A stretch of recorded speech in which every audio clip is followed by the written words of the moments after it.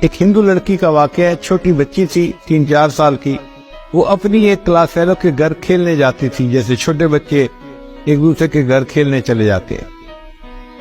جس بچی کے گھر کھیلنے جاتی تھی وہ مسلمان تھی، اور اس کی والدہ اپنے گھر میں بچیوں کو قرآن پڑھاتی تھی۔ چنانچہ اس کی کلاس فیلو لڑکی کچھ دیر کھیلتی اور پھر اس کی والدہ اس کو قرآن پاک پڑھنے کے لیے بلا لیتی۔ اس کا دل چاہتا کہ میں ابھی گھر نہ جاؤں، تو یہ اس کے ساتھ قرآن پاک پڑھنے بیٹھ جاتی۔ ہندو لڑکی ہے، ہندو گھرانے کی، اس نے ابتدائی قاعدہ بھی پڑھ لیا، پھر باقاعدہ قرآن مجید اپنی کلاس فیلو کے ساتھ پڑھنا شروع کر دیا۔ ماں باپ کو کچھ خبر نہیں۔ جب مسلمان لڑکی نے ناظرہ قرآن پاک پڑھنا مکمل کیا تو اس نے بھی مکمل پڑھ لیا۔ پھر ایک وقت آیا کہ یہ بچی جوان ہو گئی۔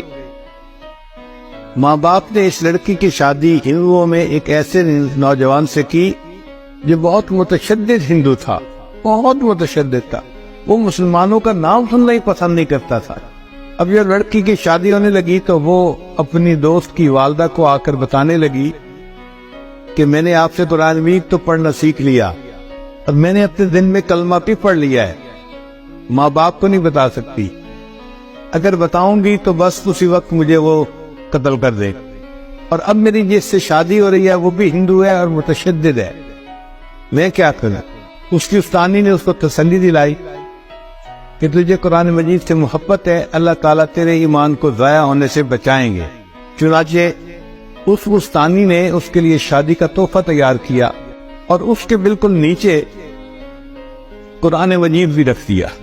جب تحفہ دیا تو اس نے اس کی والدہ کو کہا، لڑکی کی والدہ کو، کہ اس کی پیکنگ ہم نے بہت خوبصورت کروائی ہے، ہمارا دل چاہتا ہے کہ یہ بچی اس پیکنگ کو یہاں نہ کھولے، اپنے سسرال میں جا کے کھولے۔ تو ماں باپ نے بات کو مان لیا۔ چنانچہ اس طرح جب وہ لڑکی رخصت ہو کر اپنے سسرال میں پہنچی تو قرآن مجید کا ایک نسخہ بھی اس کے ساتھ اس کے گھر میں پہنچ گیا۔ لڑکی نے وہاں جا کے اس کو اپنے کئی سامان میں چھپا دیا۔